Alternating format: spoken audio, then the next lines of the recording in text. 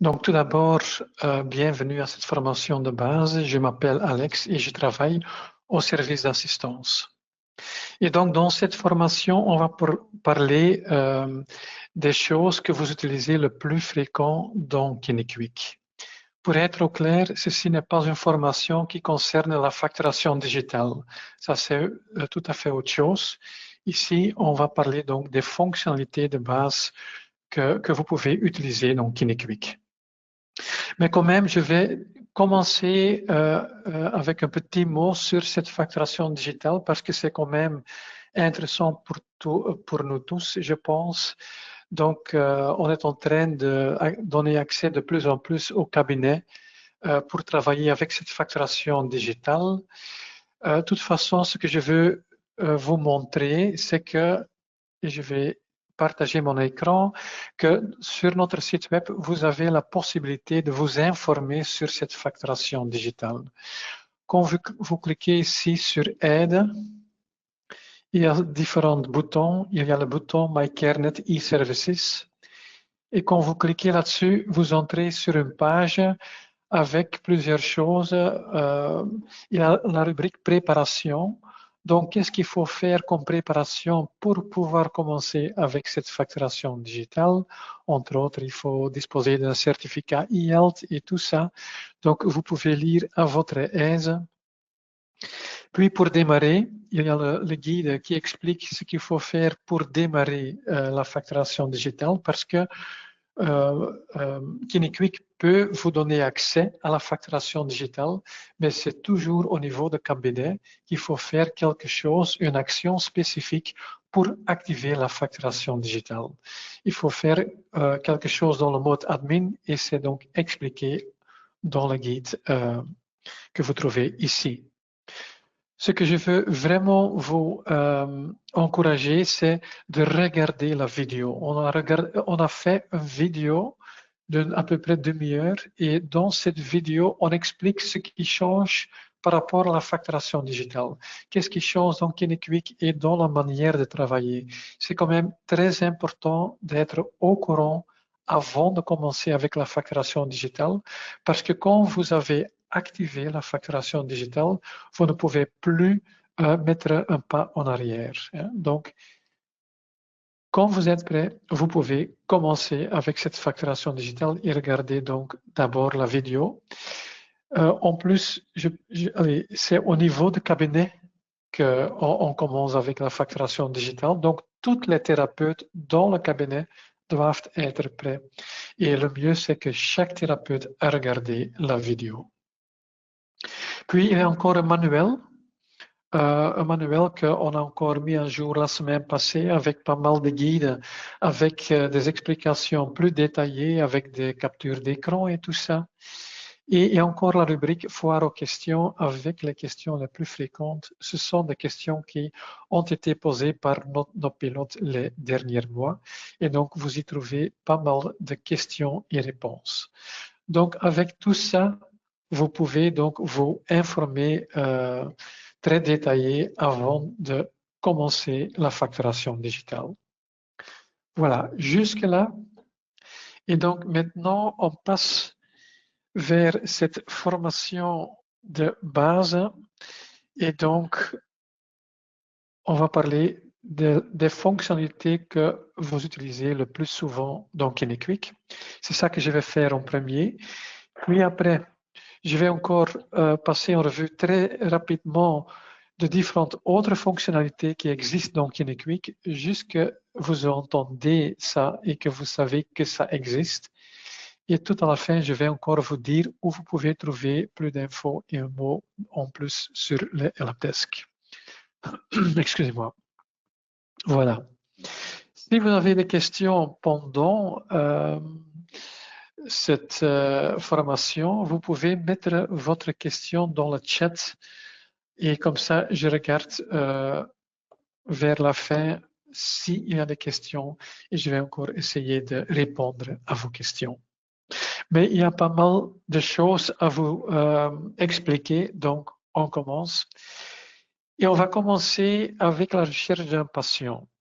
Donc, la liste des patients se trouve tout le temps ici à gauche et ils sont là dans l'ordre alphabétique sur le nom de famille. Donc, vous pouvez tout simplement aller chercher votre patient ainsi. Vous pouvez évidemment utiliser les lettres qui se trouvent ici à gauche pour naviguer plus vite vers le nom qui commence avec la lettre T, par exemple. Voilà. Donc, ça, c'est une manière pour faire une recherche d'un patient. Et vous pouvez aussi utiliser ceci, où vous pouvez taper le nom du patient que vous avez besoin. Donc, si je mets, par exemple, Peter, je commence à taper et la liste s'adapte et on voit tous les patients qui ont cette lettre dans leur nom de famille ou le prénom. Donc, il cherche sur le nom et le prénom. Si jamais vous voulez chercher d'une autre manière sur une autre donnée, vous cliquez sur cette petite flèche en bleu et ici il y a d'autres champs et vous pouvez par exemple faire une recherche sur base de numéro de téléphone ou sur base d'email, sur base d'adresse et tout ça. Donc tout ça c'est possible. Je vais décocher de nouveau et cliquer sur le bouton. Et donc par défaut, il fait la recherche sur base de nom et prénom. Et puis finalement, ici en haut, il y a un filtre et par défaut, il y a tous les patients. Je vais cliquer maintenant sur la croix pour obtenir toute la liste de nouveau. Mais si je trouve que c'est trop, je peux mettre un filtre pour limiter ma liste des patients. Je peux par exemple choisir de juste montrer les patients actifs ou les patients avec une prescription active ou des patients qui ont un rendez-vous dans les 10 jours, etc., etc. Et comme ça, vous pouvez donc mettre ce filtre et limiter la liste des patients pour plus vite trouver votre patient. Voilà. Et puis, on va créer un patient. Donc, il y a un nouveau patient. On va le créer dans le système. Il y a deux manières pour le faire. Vous pouvez demander à la personne d'insérer sa carte ID dans le lecteur si vous avez évidemment cette lecteur de carte ID. Et quand vous cliquez puis après sur ce bouton-là, alors KineQuick va lire les données qui se trouvent sur cette carte ID et les déjà saisir dans votre programme. Ça, c'est une manière. Et puis, vous pouvez encore ajouter d'autres champs. Une deuxième possibilité, et c'est ce que je vais faire maintenant, vous pouvez cliquer ici sur Nouveau patient et comme ça, vous commencez à saisir toutes les données manuellement. Un premier champ, c'est le numéro NIS. Ce n'est pas obligatoire, mais on vous recommande de remplir quand même le numéro NIS. Je vais vous expliquer pourquoi c'est intéressant par après. Et puis, ce qui est obligé, c'est le prénom et le nom de famille. Donc, je vais créer un patient fictif. Jean Goffin, par exemple. Et puis, il y a d'autres champs. Il ne faut pas remplir tous ces champs. Vous allez juste remplir ces champs qui vous semblent utiles. Hein. Par exemple, le numéro de téléphone, évidemment, ça peut être intéressant de voir ses données de contact, son adresse email, son adresse. Donc, vous pouvez tout mettre ça dans le système si vous voulez. Vous pouvez également mettre son numéro de banque. Hein. Vous cliquez sur modifier et puis vous pouvez y mettre le compte bancaire du patient. Ce n'est pas nécessaire, mais c'est présent. Et vous utilisez ce que vous semble utile. OK, comme vous voyez ici, il y a 5 onglets. On a maintenant rempli quelques données dans ce premier onglet. Il y a encore d'autres onglets. Vous pouvez naviguer vers un onglet suivant par ici ou en cliquant sur Suivant. Et donc, on arrive maintenant sur l'onglet Extra et ça commence avec les données de la mutuelle. Si le numéro NIS est rempli et vous disposez d'un certificat e-health, alors les données de la mutuelle sont remplies automatiquement. Donc ça, c'est quand même intéressant. Et à chaque fois que vous enregistrez une séance, à ce moment-là, on va à chaque fois récupérer les données à jour de la mutuelle. Ça peut être intéressant parce que si la personne change de statut, quand il devient BIM par exemple, alors le système peut en tenir compte tout de suite. Hein. Donc c'est pour ça que c'est intéressant de remplir le numéro NIS. Je vais mettre maintenant quelque chose manuellement hein, pour pouvoir continuer. Je mets ici les codes. Donc, pour voir si une personne est BIM oui ou non, vous pouvez regarder la dernière chiffre. Si c'est 1, il a ce statut spécifique. Numéro d'affiliation, ce n'est pas nécessaire. Et puis, ici, on a le champ tiers payant. Si vous voulez appliquer ce système de tiers payant, alors vous pouvez mettre pour chaque patient, si vous voulez appliquer le système de tiers payant, vous pouvez le faire juste pour une pathologie lourde. Vous pouvez dire, voilà, je vais appliquer ce système toujours ou jamais. Voilà. Je ne vais pas parcourir tous les champs, hein, mais les champs les plus importants quand même. Ici, on a la possibilité d'ajouter une personne de contact. Hein, pour, par exemple, un petit enfant, c'est quand même intéressant d'avoir les données du père ou de la maman. Voilà, vous pouvez le mettre ici. On continue, on passe maintenant vers l'onglet Extra 2. Ici, vous avez la possibilité d'ajouter une note. S'il y a quelque chose, une remarque qui est quand même important, vous pouvez le mettre ici. C'est juste pour vous, pour info, hein, ou pour vos collègues. Voilà. Et puis ici, il y a la partie notification pour le rendez-vous.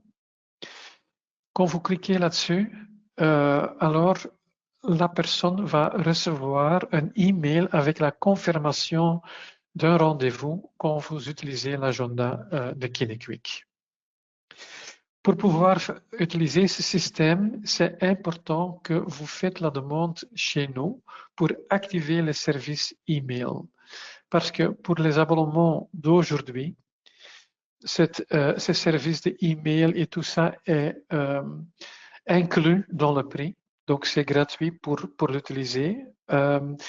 Mais il faut quand même faire la demande chez nous parce qu'on doit installer ce service techniquement pour que vous puissiez l'utiliser.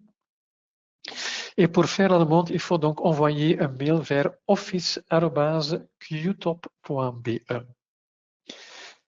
Donc ici, vous avez la possibilité d'envoyer un mail automatiquement quand on met un rendez-vous avec la personne. Et puis les deux suivants, c'est pour le rappel. Si vous voulez que le patient reçoive un email, par exemple 24 heures avant le rendez-vous, alors vous cochez cette option-là. Et si les services sont activés, évidemment, et l'adresse email est remplie pour le patient, alors ce rappel va être envoyé automatiquement. Vous pouvez également envoyer un rappel par SMS. Là aussi, si vous voulez utiliser ce système-là, il faut faire la demande via office@qtop.be pour qu'on mette ça en place techniquement. Et là, vous ne payez pas, vous ne payez rien en plus à nous, mais il faut quand même payer un paquet de SMS parce qu'il faut payer le service SMS Tools via lequel vous pouvez donc envoyer des SMS. Si vous faites la demande, vous recevez un email de nous avec toute l'info sur les SMS. Voilà. OK, ici, c'est important d'enregistrer les frais de déplacement pour chaque séance, évidemment pour les séances à domicile. Hein, donc, n'oubliez pas de cocher ça si vous voulez également facturer les frais de déplacement. Voilà, jusque-là, on passe au onglet suivant. Ici, vous avez la possibilité de marquer quand la personne est disponible pour avoir des séances. Hein. Donc, c'est juste pour info, ça ne bloque rien, mais c'est peut-être quand même facile si vous savez qu'à telle date, à tel jour, la personne est disponible pour fixer un rendez-vous. Voilà. Et puis finalement, on a l'onglet adresse. Ici, vous pouvez encore ajouter des adresses supplémentaires. Par exemple, pour un enfant avec des parents qui sont divorcés, alors c'est possible d'ajouter les données du papa et les données de la maman et peut-être encore d'autres. Donc, c'est possible dans cet dernier onglet. Et puis, à la fin, n'oubliez pas de cliquer sur enregistrer, sinon vos données sont perdues. Et donc, il me demande encore une fois si, allez, que pour dire que le numéro Nice, c'est en néerlandais ici, mais bon, c'est parce que le thérapeute est néerlandophone. Mais pour dire que le numéro Nice n'est pas rempli, est-ce que je veux continuer? Je confirme, voilà. Et maintenant, le patient est créé dans le système et on a donc ici Jean Goffin. OK. Et puis, on va introduire une nouvelle situation pathologique et une prescription. Et je le fais en cliquant sur ce bouton ici. Et donc, comme vous voyez, il y a 5 types de couverture. Donc, par défaut, c'est mutuel et sans doute, c'est ce que vous utilisez le plus souvent. C'est qu'il y a une attestation et la mutuelle paye une partie du traitement. Il y a aussi non assuré, par exemple, pour des personnes de l'étranger qui ne sont pas affiliées à une mutuelle belgique, qui ne sont donc pas assurées, alors vous pouvez les facturer via non assuré. Il y a la couverture assurance, par exemple pour des accidents de travail. Si les coûts sont payés par une société d'assurance, alors vous choisissez ici assurance. Petit détail, si c'est un cas qui travaille avec Assurcard ETIAS, on a un lien avec eux et donc quand vous allez facturer pour Assurcard, cette facture sont envoyées digitalement à ETIAS. Pour les autres sociétés d'assurance, ce n'est pas fait automatiquement. Donc, vous pouvez facturer, mais il faut par après envoyer les factures par poste ou par mail vers la société d'assurance. Et puis, il y a thérapie ouverte. Ceci, c'est pour toutes les choses pour lesquelles il n'y a pas de numéro de nomenclature. Et par exemple, l'ostéopathie, chiropraxie, oui, ici c'est en néerlandais, mais c'est une version démo. Hein. Donc, pour toute chose pour laquelle il n'y a pas de code nomenclature, vous pouvez donc utiliser thérapie ouverte. Même, par exemple, si vous vendez quelque chose au patient, vous pouvez le mettre ici. Vous pouvez ajouter vous-même quelque chose comme vous voulez. Puis, vous pouvez choisir une icône ici et mettre l'honoraire que vous pouvez donc changer. Voilà. Et puis, finalement, il y a aussi le type MRS. OK, mais c'est moins utilisé. Donc, pour notre exemple ici, on va prendre le cas le plus fréquent. Là, on va donc travailler avec la mutuelle. J'enregistre pas encore. Donc, voilà, j'ai choisi la couverture maintenant. Ici, on choisit le type de pathologie. Et donc, on va prendre par exemple pathologie courante. Je peux y mettre une description, par exemple, mal au dos. Je ne suis pas kinésiste, donc sans doute vous allez y mettre une description plus détaillée de problématiques de la personne. Et puis, vous cliquez sur enregistrer et automatiquement, on passe maintenant vers l'écran de la prescription. Et donc ici, on doit saisir la date de la prescription. Par exemple, il y a la prescription date de 26 janvier. Vous avez la possibilité, c'est pas obligé, mais vous pouvez y mettre la qui est responsable si, par exemple, vous dites c'est surtout Emma Dubois qui va traiter cette patient-là. Vous pouvez mettre Emma Dubois, mais ce n'est pas obligatoire. Et ce n'est pas parce que je mets ici Emma Dubois qu'on ne peut pas enregistrer des traitements qui sont faits par d'autres thérapeutes. Ça reste possible. Puis, il faut mettre le lieu de soins. Aussi, en général, où est-ce que les traitements vont se passer? Est-ce que c'est au cabinet? Est-ce que c'est au domicile du patient, à l'hôpital, etc. Oui. Aussi, quand je choisis ici cabinet kiné, ça ne veut pas dire que je ne peux pas enregistrer un traitement qui est fait à domicile. Hein. Mais c'est ce qui se passe le plus souvent, ce sera en cabinet. OK. Ici, je peux donc mettre la fréquence, je peux taper moi-même, je peux choisir de la liste, mais la personne va venir 3 fois par semaine. Et puis, il y a le nombre de séances prescrites. Donc, je reprends ce qui est mis sur la prescription et je laisse comme ça. Donc, il y a 18 séances qui sont prescrites. Puis, je dois encore mettre le médecin qui a fait la prescription. Je peux y mettre le numéro INAMI ou je peux taper le nom de famille. Par exemple, je commence à taper et comme vous voyez, sur base des lettres que j'ai introduites ici, il y a déjà une petite liste avec des médecins qui commencent avec ces lettres-là et je peux choisir le médecin concerné. Si jamais le médecin ne se trouve pas dans cette liste ici, je clique sur Nouvelle fiche médecin. Et ça me emmène à un écran suivant. Là, j'ai une liste plus grande avec tous les médecins et je peux donc aller chercher le médecin qui a fait la prescription. Je tape un tout petit plus et donc la liste s'adapte et je peux donc choisir, par exemple, c'est bien ce médecin-là. Je clique sur sélectionner et le médecin est ajouté à ma prescription. Si le médecin n'est pas présent dans la liste parce que c'est peut-être un nouveau médecin qui n'est pas encore dans la liste, alors vous pouvez l'ajouter manuellement. Vous cliquez sur « Pas trouvé » et plus. Ici, vous pouvez introduire les données du médecin.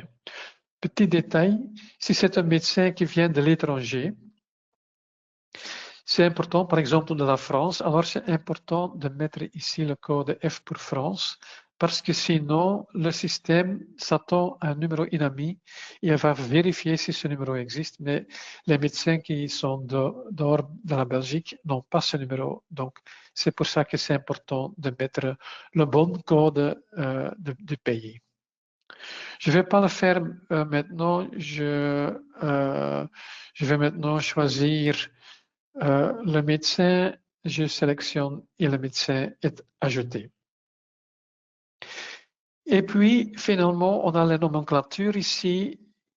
Par défaut, ici, on met automatique. Ça veut dire que les codes nomenclature sont utilisés qui se trouvent ici dans ce rectangle ici. Donc, ça veut dire que pour les 9 premières séances, c'est ce numéro nomenclature qui va être utilisé.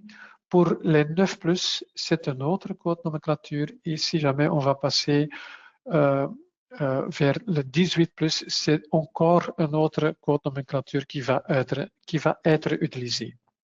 Et à chaque fois, pour chaque code nomenclature, on voit l'honorarium, on voit le ticket modérateur, combien est-ce que le patient va payer et combien la mutuelle va payer.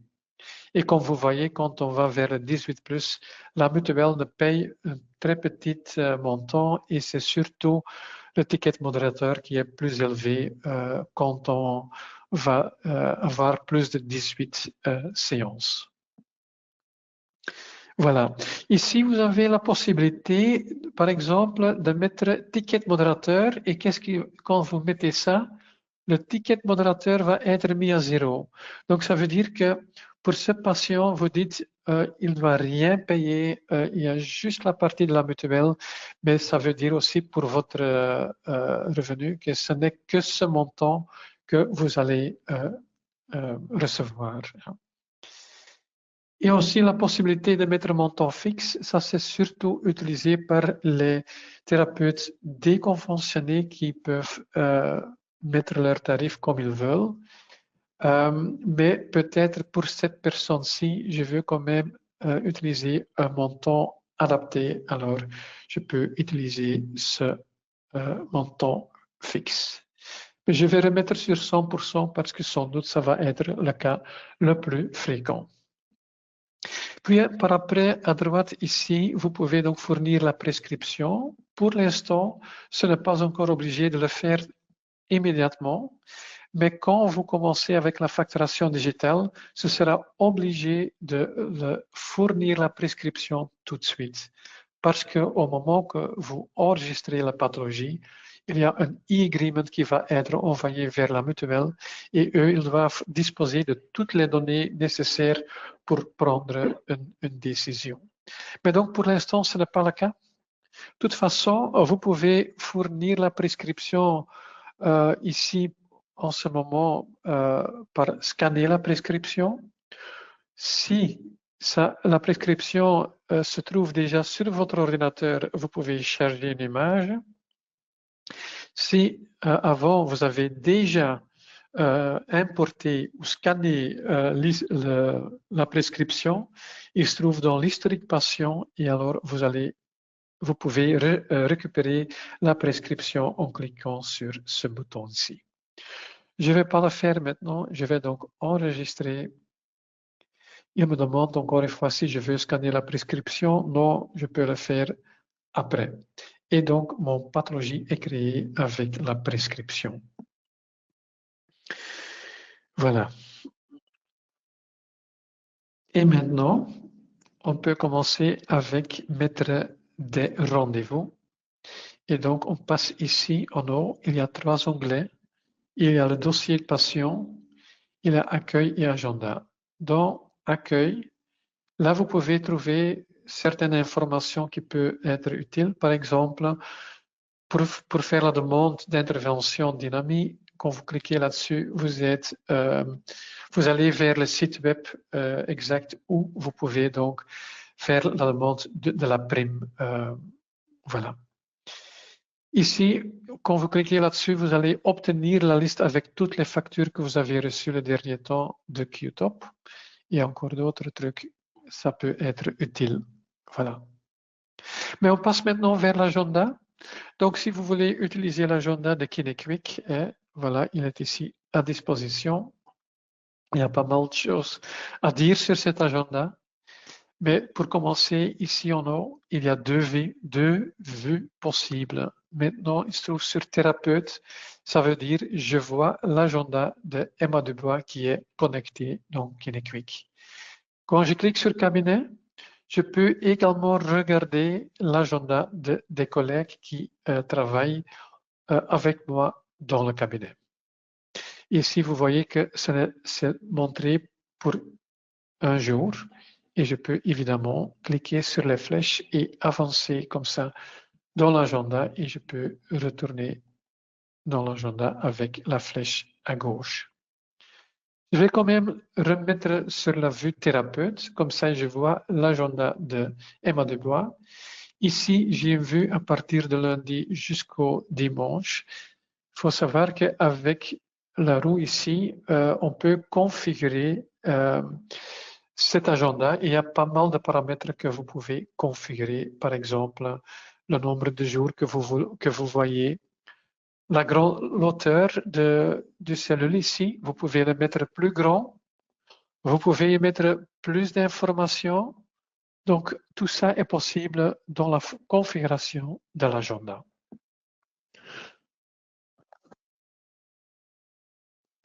Excusez-moi. Voilà.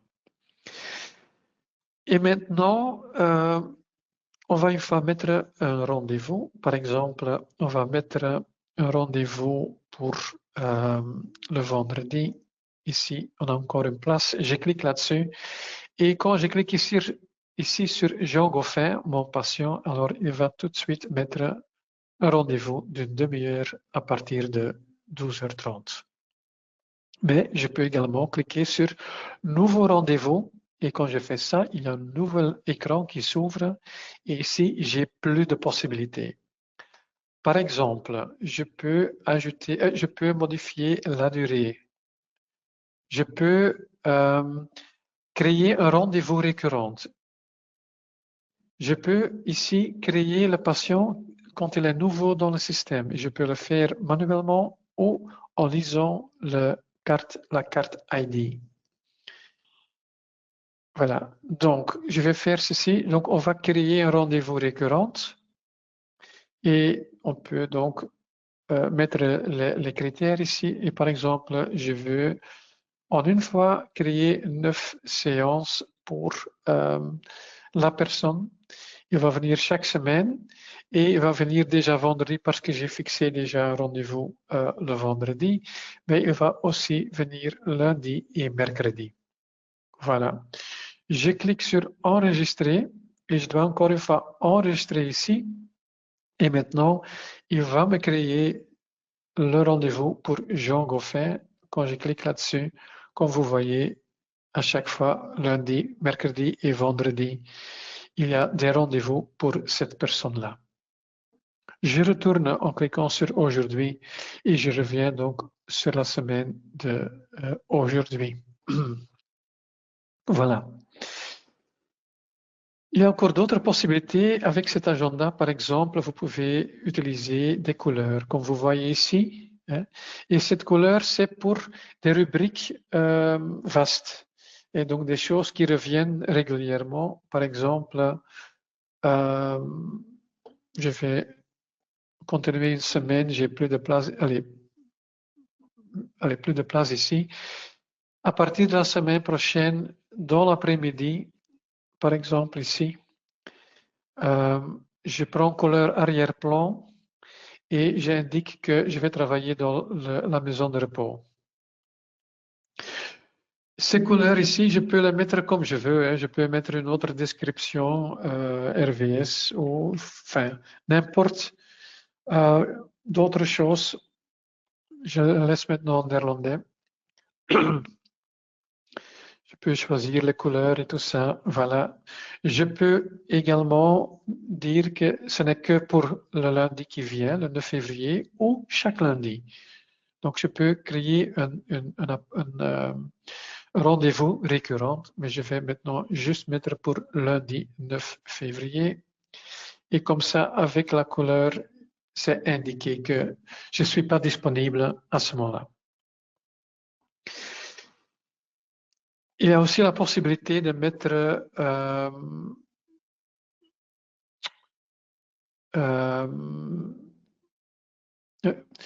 enfin, je vais donner un exemple. Imaginons que vous êtes en train de, avec un traitement, avec un patient, il y a quelqu'un qui vous téléphone pour fixer un rendez-vous. Il veut un rendez-vous le mardi prochain, mais c'est un nouveau patient. Donc, vous n'avez pas les données du patient. Donc, quand vous cliquez sur Nouveau rendez-vous, vous pouvez ajouter le patient par ce chemin ici, mais vous n'avez pas le temps parce que vous êtes en train de traiter un autre patient. Donc, vous pouvez cliquer sur Rendez-vous privé. Et comme ça, je peux... enfin, ici... oui, ah oui, j'ai par hasard cliqué d'abord sur Jean Goffin, donc c'est pour ça qu'elle a repris ça. Mais je prends un autre exemple. Je ne sais plus exactement parce qu'en néerlandais, c'est un autre libellé, donc je suis toujours un peu perdu. Quand je prends rendez-vous privé, voilà, il y a Jean-Michel qui a téléphoné, un nouveau patient, et je enregistre. Et donc, voilà, j'ai fixé maintenant un rendez-vous avec Jean-Michel. Et le moment que Jean-Michel arrive dans mon cabinet, je clique là-dessus et je peux convertir en rendez-vous patient et je rentre sur l'écran et c'est à ce moment-là que je peux saisir les données du patient manuellement ou via la carte ID. Voilà.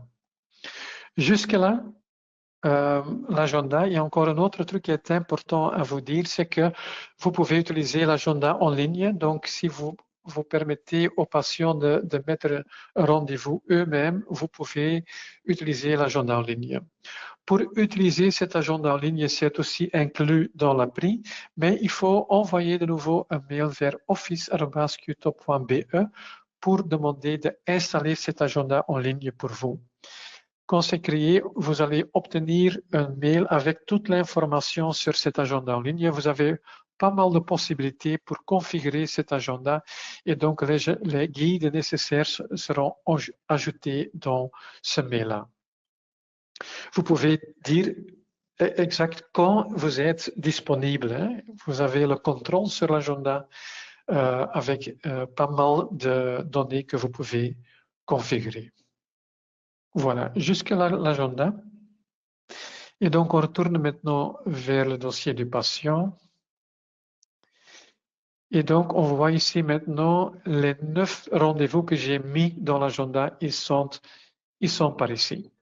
Et maintenant, donc, la personne a eu un traitement chez moi, alors je dois enregistrer cette séance, évidemment. Je peux faire ça de différentes manières. Je peux faire ça dans l'agenda même. Par exemple, je retourne ici. Ici, j'ai le premier traitement avec Jean Goffin. Quand je clique là-dessus, ici, il y a aussi la même icône et je peux donc enregistrer la séance. Il y a d'autres icônes ici et la plupart de ces icônes ici se trouvent également dans le dossier du patient en haut à droite. Donc, vous voyez ici ces icônes ici. Je peux encore dire que tout ce qui se trouve ici, ce sont des actions que vous pouvez faire pour le patient spécifique. Mais comme vous voyez, il y a certaines de ces icônes reviennent ici, mais ici, c'est pour faire ça en bloc. Par exemple, enregistrer des séances, vous pouvez le faire pour plusieurs jours en une fois. Je ne vais pas expliquer parce que quand vous commencez avec la facturation digitale, cette option va disparaître. Oui. Aussi, ceci, facturer en bloc, ça va disparaître avec la facturation digitale. Donc, on va maintenant enregistrer la séance, par exemple, pour notre patient. Je peux également cliquer sur les 3 points et cliquer sur enregistrer la séance. Mais c'est pour le 6 février, donc pour dans 2 mai, dans 2 jours, je veux dire. Donc, je vais enregistrer la séance d'aujourd'hui. Donc, il ne faut pas obligatoirement passer vers l'agenda. Je peux tout simplement dire, voilà, la personne est venue aujourd'hui, le 4 février. Je regarde si les données sont correctes. Je peux ici, cabinet kiné, c'est parce que j'ai mis ça sur la prescription, mais je peux encore changer vers domicile du patient. Je peux changer également le thérapeute si je veux, mais je vais laisser comme ça. Je vérifie si tout va bien. Et puis, ici en bas, je peux donc indiquer si la personne paye ce traitement à ce moment-là, oui ou non. Si c'est le cas, je coche l'option encaisser et je dis si la personne paye en liquide ou par carte bancaire. Je vais maintenant pas cocher, donc je peux aussi demander le paiement par après au patient, donc je ne le coche pas. Voilà, je vais enregistrer cette séance et comme vous voyez maintenant pour le 4 février, on voit 2 codes. Il y a le code pour le traitement, il y a aussi un code pour le pseudocode pour le code dossier pour démarrer le dossier. Voilà. Je peux déjà enregistrer encore une autre séance. Hein. Je peux vérifier, voilà, enregistrer et voilà, c'est fait. Donc, la séance du 6 février est également enregistrée. Et puis, on va maintenant attester la personne. On peut le faire avec cette icône ici, attestation. Je clique là-dessus et elle me propose les 3 codes.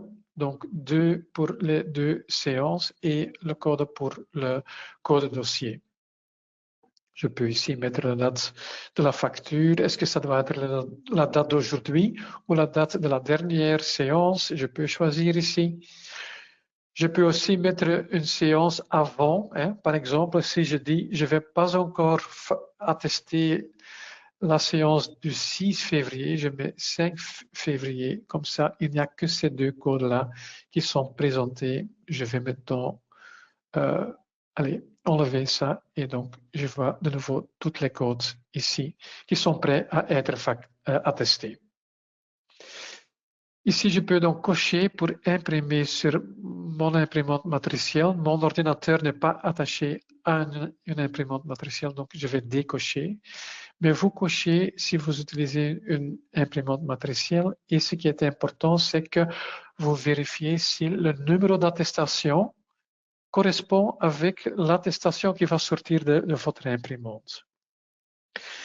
À chaque fois, Kenequick va augmenter ce numéro par 1, donc normalement ça fonctionne bien, mais le jour que votre imprimante matricielle bloque, hein, alors c'est possible que ce numéro ne correspond plus. Il faut corriger ça manuellement pour que le numéro d'attestation corresponde entre l'attestation digitale en Kenequick et ce qui est sorti sur papier.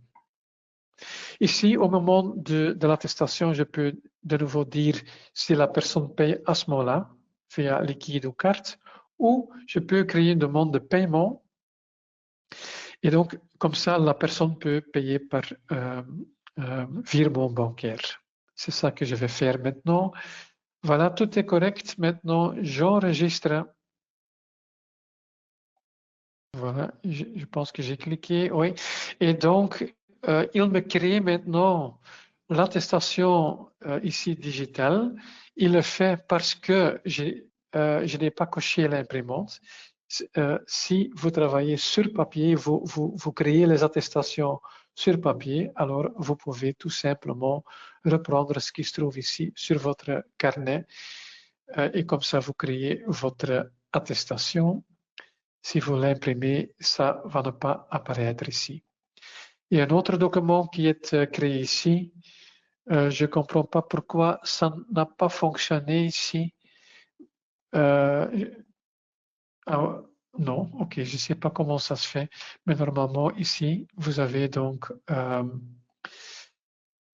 c'est parce qu'il me donne ça, oui. Il me dit que ça existe déjà. Ok, non, il est quand même créé, voilà. Ok. Dans l'historique, j'explique déjà, vous allez y retrouver toutes les choses qui sont créées. Par exemple, l'attestation qu'on vient de créer, hein, il est là. Et par ces 3 points-là, je peux supprimer la facture si je dis je me suis trompé, ok, je la supprime. Ou je peux imprimer un duplicata si l'attestation est perdue. Vous pouvez imprimer une copie pour regarder ce qui se trouve là-dedans. Voilà, différentes possibilités ici. Ici, le document, la demande de paiement est également présente ici et on peut ouvrir le document. Et donc, je ne sais pas pourquoi, mais il y a eu un problème ici. On ne va pas chercher le problème, mais normalement, ça fonctionne bien et vous pouvez retrouver cette séance ici, cet document ici. On retourne vers la prescription. On voit maintenant ici dans la colonne que l'attestation est créée pour les 3 codes ici. Voilà. Ok. Encore un dernier point. Je vais encore dire un peu plus sur la facturation via le système de tiers payant. Donc, dans la fiche de patient, vous pouvez mettre pour chaque patient, si vous voulez appliquer le système de tiers payant, oui ou non. Si vous voulez créer une facture pour la mutuelle, vous pouvez le faire via cet icône-là, tiers payant. Vous créez une nouvelle facture. Vous indiquez pour quelle mutuelle vous voulez faire une nouvelle facture. Vous indiquez le thérapeute. Vous cliquez sur suivant et maintenant, donc, il vous présente les codes que vous pouvez facturer par ce tiers payant. Quand vous cliquez là-dessus, vous voyez plus de détails. donc les codes qui sont reprises dans la listing du tiers payant. Comme vous voyez ici, il est mentionné attestation numéro 1034. Donc, l'attestation est déjà faite pour celui-là, mais ici, pour ce patient ici, ce n'est pas mentionné. Donc, pour cette personne ici, l'attestation n'est pas encore faite. Donc, vous pouvez l'imprimer à ce moment-là. Donc, vous créez l'attestation et donc, comme ça, vous créez le listing de tiers payants. Vous imprimez ça et ensemble, avec les attestations, vous pouvez l'envoyer vers la mutuelle concernée. Je vais de nouveau décocher parce que j'ai pas d'imprimante matricielle ici. J'enregistre. Et donc, maintenant, on a la demande pour cette personne-là encore. Et à côté, non, ok. Donc voilà, le listing est créé ici sur une note sur Word. Hein, et comme vous voyez, toutes les données sont remplies pour la mutuelle avec les données, avec un aperçu des attestations. Vous imprimez ceci et vous envoyez ceci avec les attestations ensemble vers la mutuelle. Et comme ça, ils peuvent vous payer le montant de la mutuelle. Voilà. Par après, vous pouvez consulter toutes les listings tiers payants via l'historique. Vous pouvez aller chercher et via les 3 points, vous pouvez donc afficher les attestations qui sont reprises dans le listing. OK, jusque-là. OK, on a encore un petit quart d'heure. Donc, je continue. Entre-temps, j'ai vu qu'il n'y a pas encore de questions. Hein, on prend encore un peu de temps à la fin. Je continue et on va enfin encore regarder les différents onglets ici. Je vous ai montré déjà historique. Il y a encore l'onglet aperçu avec quelques données du patient et ici avec MyCareNet et les 3 points. Quand vous cliquez là-dessus et vous avez un certificat e-health, alors il va vous demander au système d'aller chercher les données à jour de la personne au niveau de la mutuelle. Donc, comme ça, vous pouvez aller récupérer de nouveau ces données-là. Historique, j'ai expliqué. Okido, c'est pour gérer le dossier du patient digitalement. Vous pouvez le faire sur papier, mais KineQuick vous donne aussi la possibilité de gérer ça digitalement. Par exemple, pour cette personne-ci, on va ajouter une note dans son rapport aujourd'hui et donc je peux mettre quelque chose au niveau de l'anamnèse ou dans d'autres rubriques. Je peux, par exemple, ajouter quelque chose sur le traitement d'aujourd'hui, alors je peux donc commencer à mettre une note. Je peux également utiliser ce qui se trouve ici en bas, c'est avec une guide, avec des rubriques encore plus détaillées et je peux mettre quelque chose au niveau des prestations. Donc, c'est une manière pour gérer le dossier du patient, mais plus guidé. Hein? Voilà. Quand vous travaillez avec ceci, vous pouvez créer un rapport. En cliquant sur rapport, vous pouvez sélectionner ce que vous voulez mettre dans ce rapport et vous pouvez envoyer ce rapport via le e-health message box. Ce n'est pas ici, mais quand vous disposez d'un certificat e-health, vous pouvez envoyer ça digitalement vers le médecin. Voilà. Il y a encore l'onglet Tests et mesures. Ici, vous pouvez donc démarrer certains tests comme le TNET, le test TNET ou pour le lymphe. Hein. Et donc, vous pouvez lancer le test. Il y a des questions que vous remplissez. Et c'est une manière pour faire ce test et d'avoir les résultats digitalement dans KineQuick. Et ça aussi, vous pouvez par après envoyer vers le médecin, la mutuelle, etc. Il y a l'onglet médical administration. Je ne vais pas expliquer parce qu'on ne l'utilise pas encore. Et puis finalement, il y a l'onglet service extérieur Quand vous mettez votre carte ID et vous vous loguez avec votre carte, alors vous avez accès à cette partie ici. Ça, c'est surtout important au moment que vous allez utiliser la facturation digitale. Là, par exemple, vous pouvez activer la relation thérapeutique qui vous permet d'avoir accès au accord digital du patient, entre autres. Voilà. Jusque-là, la base. Maintenant, en vitesse, je vais encore vous montrer quelques d'autres fonctionnalités, mais c'est vraiment en vitesse. Ce qui est très intéressant ici, c'est le menu principal. Quand vous cliquez là-dessus, il y a la rubrique données. Vous pouvez, par exemple, faire une recherche sur une nomenclature spécifique pour avoir plus d'informations. Par exemple, pour accéder à ce code nomenclature, qu'est-ce qu'il faut faire pour y avoir accès? Donc, voilà. Via les data données, vous avez aussi accès aux médecins. Ça arrive que quand un médecin a une nouvelle spécialité, que les 3 derniers chiffres de son numéro ANAMI changent, alors vous pouvez le modifier dans votre KineQuick par ce chemin-ci. Encore un autre truc, export données patients. Si vous voulez obtenir une liste de tous vos patients avec leur adresse email, par exemple, vous pouvez le faire avec l'export données patients. Il y a encore d'autres possibilités ici. Sur le menu principal, vous avez aussi un rapport.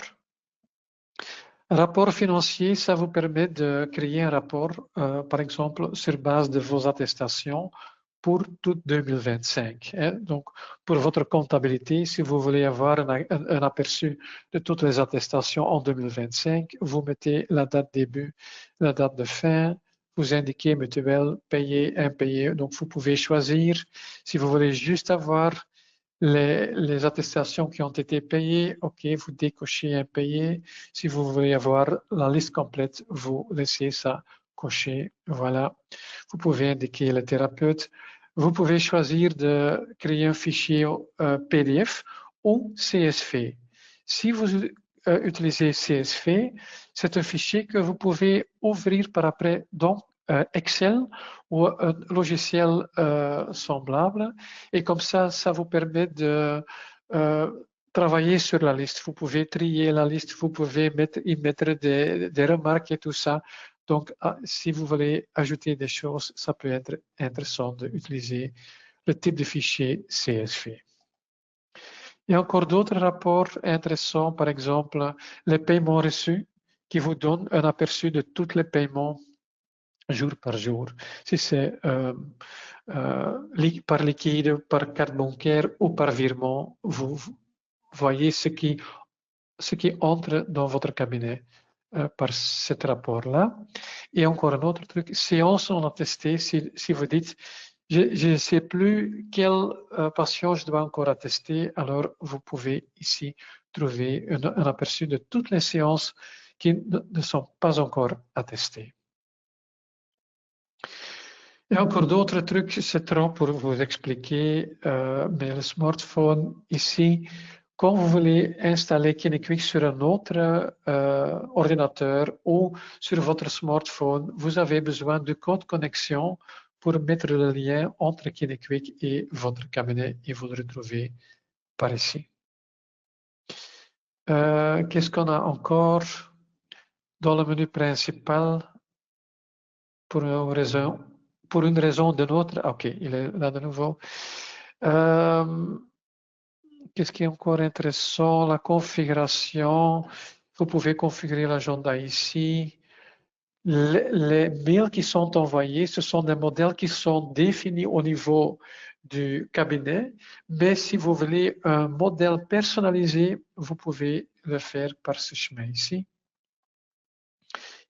Voilà, ça c'est le plus important. Si vous travaillez avec l'agenda et vous laissez envoyer des emails ou des SMS, vous pouvez consulter dans cette liste ici, toutes les emails et SMS, et ça peut arriver que l'envoi d'un email a échoué, alors vous allez pu retrouver ça dans cette liste-là.